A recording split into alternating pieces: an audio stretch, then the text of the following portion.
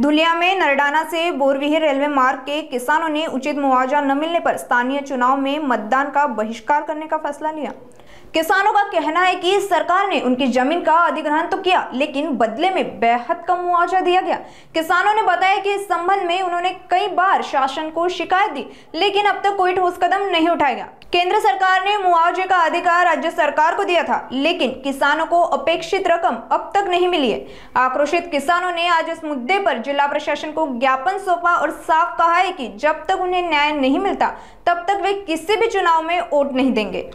बोरविहीर ते नरडाणा भूसंपादित शेतकरी आमच्या बोरविहीर ते नरडाणा रेल्वे मार्ग 50 किलोमीटरचा रेल्वे मार्गामध्ये जमीन भूसंपादित झालेली आहे।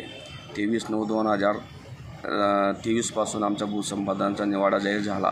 त्या दिवसापासून आम्ही सर्व शेतकरी त्या निवाड्यामध्ये ज्या त्रुट्या होत्या त्या त्रुट्या व चुक्यांमुळे आम्ही म्हणजे त्या वेळोवेळी शासनाला व राज्य सरकारला निवेदन देऊन आमच्या निवाड्यावरच्या त्रुट्या या दुरुस्ती करून आम्हाला न्याय द्या।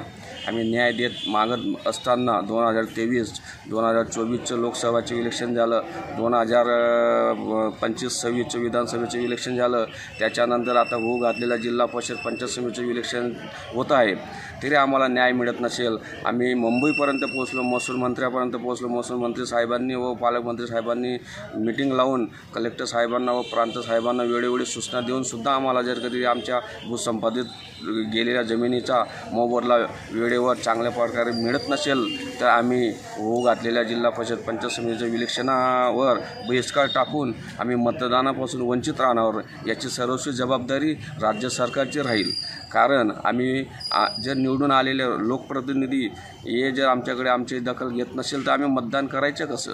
मतदान करून आमचा उपयोग काय?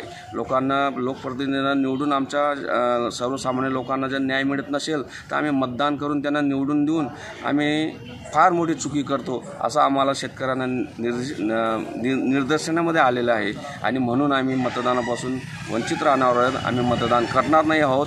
आम्हाला जर न्याय मिळाला नाही तर आम्ही मतदान करणार नाहीत। हे सर्व शेतकरी बंधू करून आम्ही अनिल विश्राम पाटील आपणास राज्य सरकारला व प्रशासनाला सांगू इच्छितो।